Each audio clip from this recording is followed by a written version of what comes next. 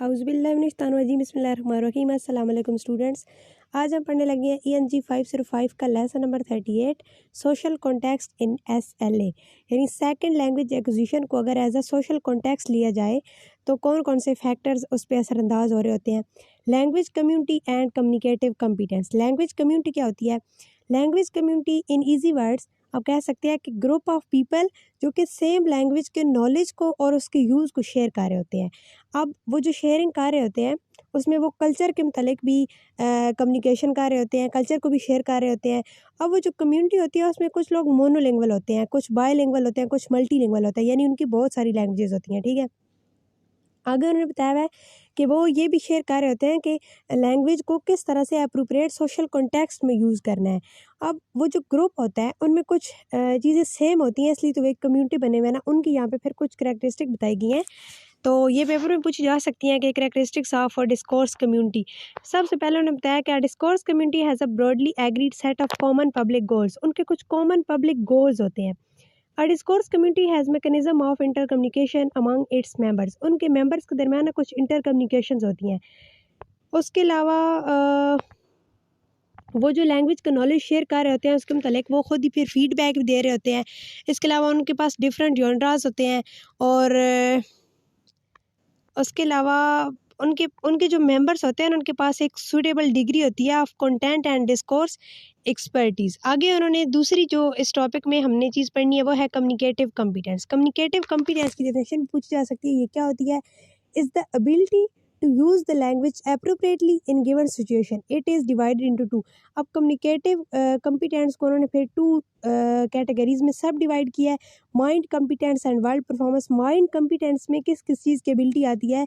Mind competence में मतलब आपके पास लैंग्वेज का ना एक्स्ट्रा लिंग्विस्टिक कोड्स आप उनको जानते हो, कल्चरल वैल्यूज़ का आपको पता हो, लैंग्वेज एबिलिटीज़ हो एंड बिहेवियर एबिलिटीज़, तो ये सारा माइंड कम्पिटेंस में आता है।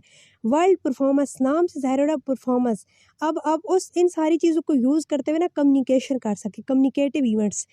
आगे जी हमारे पास है topic number 119 societal and environmental factor in learning setting. मतलब कि सोसाइटी किस तरह से हमारी लर्निंग पे असरअंदाज हो रही होती है, एनवायरनमेंट किस तरह से इन्फ्लुएंस कर रहा होता है हमारी लर्निंग को।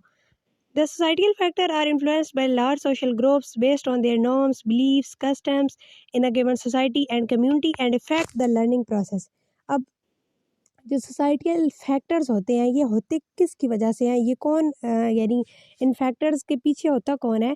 तो ये कुछ हमारे रस्म रिवाज होते हैं, कुछ हमारे बिलीव्स होते हैं जो कि सोसाइटी में चल रहे होते हैं, तो ये हमारे लर्निंग पे असरअंदाज हो रहे होते हैं। अब इन सोशल फैक्टर्स को ना डिफरेंट रिसर्चर ने अपने तरीके से डिफाइन किया कि वो कौन कौन से होते हैं। जैसे Praveen proposed a comprehensive list of social factor which include social exchange.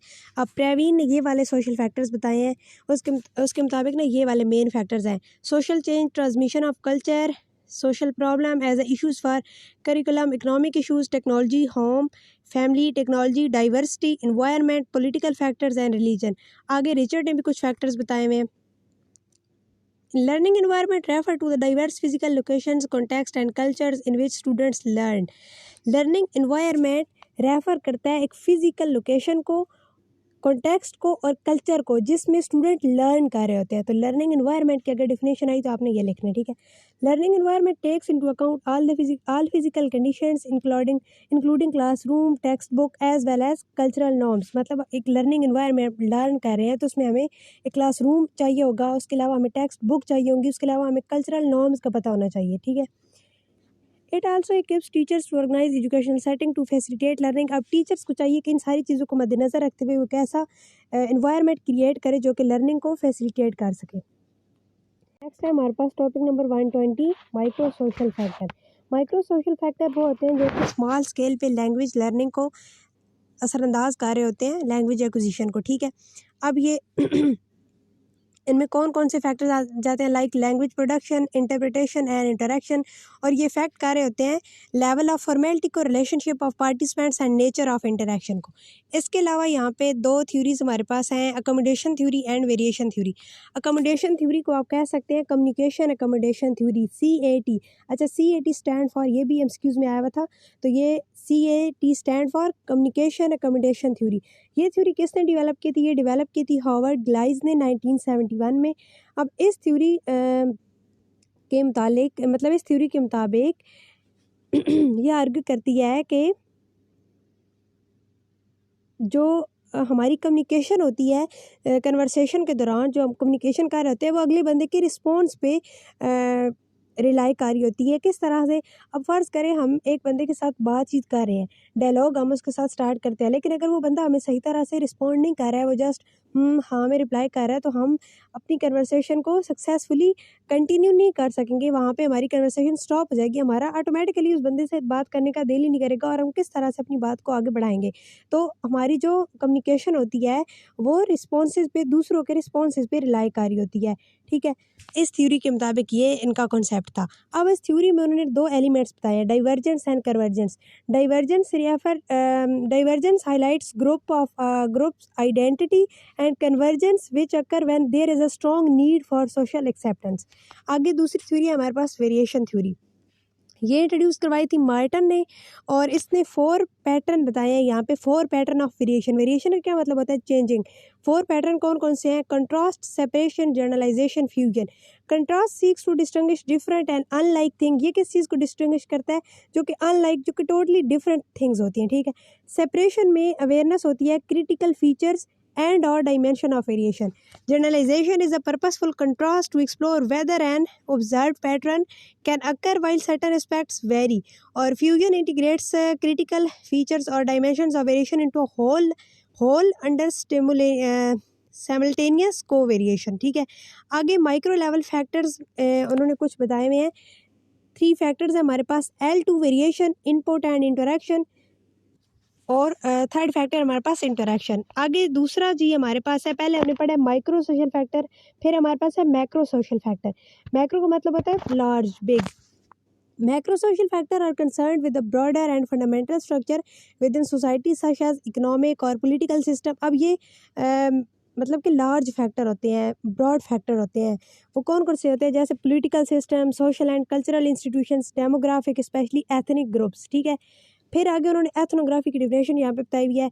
Ethnography की जो थ्योरी थी वो डेवलप की थी डेल हाइम्स ने 1960 में। वो एक्सप्लेन करता है कि पीपल जो है वो लैंग्वेज को रियल लाइफ सिचुएशन में कम्युनिकेटिव कॉम्पिटेंस की मदद से किस तरह से यूज़ करते हैं।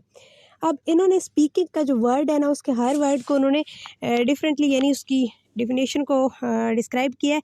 स्पीकिंग का जो एस है, it stand for setting, P for participants, E for ends, A for act sequence, K for key, I for instrumentalities, N for norms, and J for genre. Social psychology is a subfield of psychology that studies how other influence our thoughts. अब social psychology जो है ये field, इसमें ये field आगे से सब divided है और ये इस चीज़ को स्टडी करती है कि दूसरे जो लोग होते हैं वो हमारी थॉट्स पे किस तरह से इन्फ्लुएंस कर रहे होते हैं हमारी थॉट्स को। अब इन्होंने जो उसका यहाँ पे फैक्टर्स बताए हैं वो ये हैं। सोशल इन्फ्लुएंस का मतलब होता है कि दूसरों के जो बिहेवियर्स हैं वो किस तरह से, मतलब कि दूसरों की मौजूदगी की वजह से हमारा बिहेवियर कैसे इन्फ्लुएंस होता है। सोशल कॉग्निशन ये है कि दूसरों के बारे में सोचने से हमारा बिहेवियर किस तरह से वो इन्फ्लुएंस होता है।